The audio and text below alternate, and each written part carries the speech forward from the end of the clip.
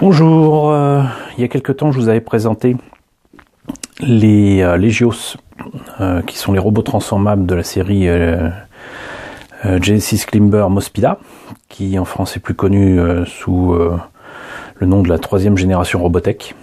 Et c'est des designs que nous devons à monsieur Shinji Aramaki.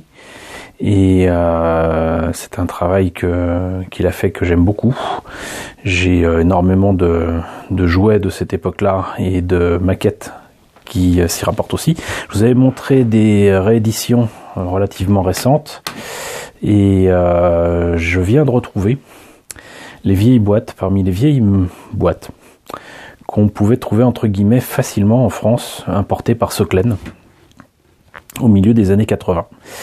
Donc vous avez là exactement les mêmes modèles que je vous ai déjà présentés, sauf que c'est dans des boîtes individuelles. Et vous avez donc l'Armo Diver, qui est donc la version entre guillemets Gearwalk de la Valkyrie de Macross, hein, l'équivalent. Et l'Armo Fighter, qui est donc bien évidemment la version avion.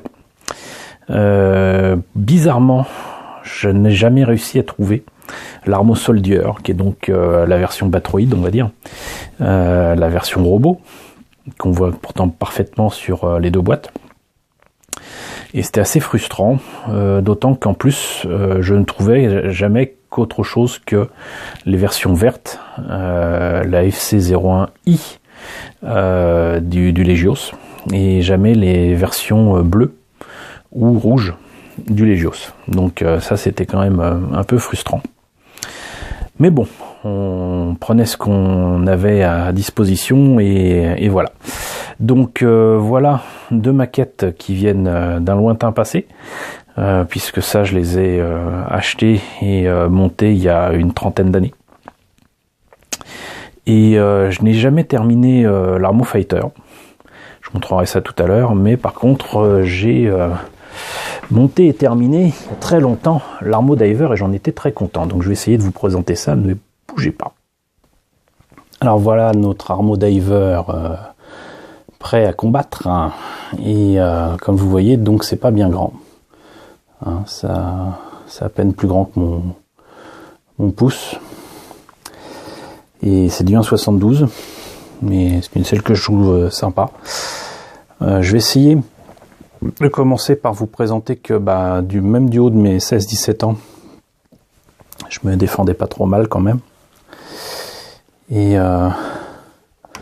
j'avais réussi à faire le pilote dans le cockpit, et je trouve quand même vachement bien. Pour ceux qui se demanderaient, non, je n'ai pas utilisé un pinceau hyper fin pour faire les détails sur l'armure. Je me suis contenté d'utiliser un outil très commun que j'avais au lycée et qu'on m'avait acheté parce qu'il n'était pas bien cher, c'était 69 francs je crois. C'était un lot de 3 Rotring, qui sont donc des stylos à pointe tubulaire où l'encre coule directement. C'est des outils qui sont d'habitude utilisés notamment dans le dessin industriel, une technique et des méthodes qu'on ne connaît plus maintenant, mais qui m'a été bien utile pour faire des détails très précis ici sur le pilote, sur les mains, sur plein de choses.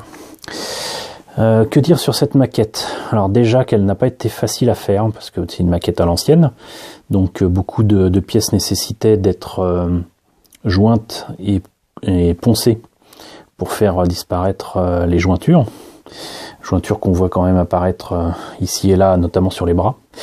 Ça a beau être articulé, les articulations sont extrêmement fragiles et rien qu'en manipulant tout à l'heure, j'ai cassé une partie de l'épaule qui, à mon avis, va me faire regretter ça tout à l'heure en le rangeant dans la boîte.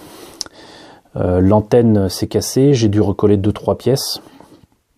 Mais sinon, pour un kit de 30 ans, plus de 30 ans en fait, je l'ai fait il y a 30 ans, mais en fait il date de 83.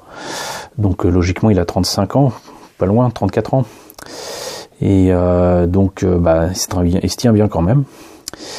Moi je l'aime beaucoup, donc je suis absolument pas objectif. Le fait qu'il ne se transforme pas, c'est très très bien, mais surtout, franchement, il fait super réaliste, quoi. C'est complètement fou. Moi, je trouve vraiment ce design absolument merveilleux, magnifique. Bravo, monsieur Shinji Aramaki, pour cette création. Et c'est vraiment superbe. Voilà. Les peintures que j'avais utilisées à l'époque, c'était de l'énamel. Donc le blanc, je crois que j'en ai déjà parlé, mais c'est un blanc satiné que je trouvais assez difficilement dans certaines boutiques parisiennes, mais qui n'était pas du Revel ni du LR. Je ne sais plus quelle marque c'était, mais je sais que quand ça a disparu, je pleurais à chaudes larmes, parce que c'est un blanc qui couvrait bien, et c'est un blanc qui, même 30 ans après, tient bien la route, parce que sinon les autres blancs, qu'ils soient mat ou brillants, notamment chez LR, avaient tendance vraiment totalement à jaunir. Voilà. Et pareil pour le vert. Le vert ne correspond pas trop à ce qu'il y a sur la boîte, mais tant mieux, c'était entre guillemets mon choix.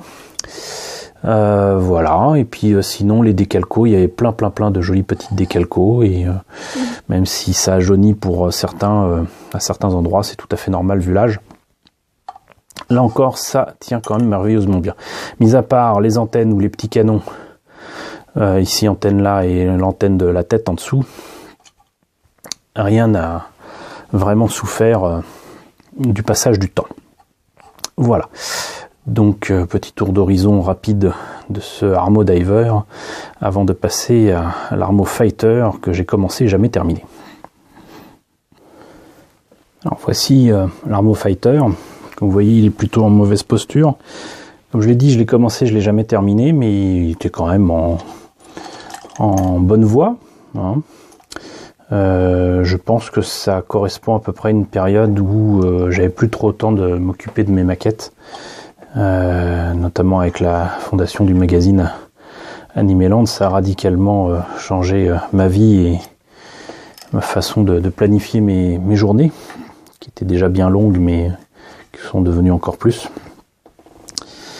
Et donc comme vous voyez, certaines pièces comme ici les pieds sont en un seul bloc.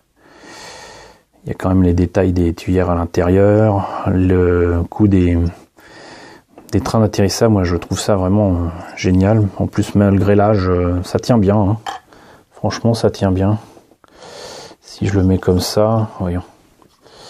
Normalement c'est supposé de coller, mais sans dire qu'on peut le cliquer, ça peut tenir. Voilà, là ça avait été collé et ça tient pas, évidemment.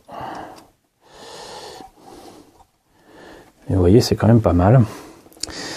Par contre là c'est moi qui ai fait une bêtise, c'est qu'en essayant de simplifier le travail de peinture, j'ai voulu enlever ces pièces ici en me disant bon bah la colle est vieille, elle tiendra pas, et puis en fait elle a donné beaucoup de fil à retordre, elle a même cassé certaines partie des pièces. Mais donc ça c'est des trucs qui se mettent sur les bras, qui sont en fait d'autres réacteurs sur le haut de la version Fighter. Les petits ailerons qui vont bien et qui se mettront ici à l'arrière. Et profitons-en pour montrer que même est-ce que c'est possible?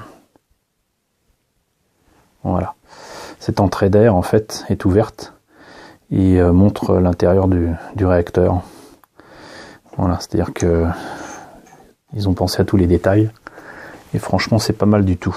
Le pilote est dans la même tenue ou pas loin que la version Gearwalk. Je l'avais pas précisé, mais comment j'ai fait pour la visière du casque du personnage, j'ai utilisé en fait quelque chose qui s'apparente au smokescreen de Tamiya, mais à l'époque j'ai utilisé tout simplement le vernis qui était au-dessus d'une peinture un peu marron et qui n'avait pas été mélangé, donc du coup elle était transparente, et comme vous voyez bah, ça fonctionne merveilleusement bien. Voilà. Et pour rappel, contrairement aux rééditions, les cockpits, les verrières sont un petit peu fumées et du coup ne nécessitent pas de smokescreen dessus, contrairement aux nouveautés. Et comme il y avait un petit personnage avec, et ben je l'ai fait aux couleurs de Yellow Lancer, oups, qui est donc comme vous le savez maintenant, dans une tenue bleue avec un casque à la visière verte. Et ma foi, ça rend quand même pas trop mal. Voilà ce qu'il en est donc pour ces deux antiquités que j'ai retrouvées dans mes cartons, que je vous présente aujourd'hui. J'espère que cette présentation vous a plu. N'hésitez pas à me dire ce que vous en pensez dans la section commentaires. Est-ce que ça vous rappelle des souvenirs? Est-ce que vous avez eu ces maquettes? Est-ce que vous les connaissez? Voilà, dites-moi tout. N'hésitez pas à partager la vidéo. N'hésitez pas évidemment à vous abonner. Parce que c'est encore le meilleur moyen pour moi de savoir que tout cela vous intéresse, hein, une réactivité sur mes vidéos, des partages, des likes, des commentaires, des abonnements. C'est juste génial. Ces derniers temps, j'ai beaucoup d'abonnements par semaine. Franchement, je suis le plus heureux des hommes. Je pensais pas arriver à un tel nombre d'abonnés et je trouvais quand même que le sujet n'allait pas forcément passionner beaucoup de personnes, mais finalement je me trompe et j'en suis heureux. Voilà, donc écoutez, cette vidéo est terminée. Encore une fois, j'espère qu'elle vous a plu et je vous retrouve très bientôt pour la présentation de nouvelles maquettes Robotech.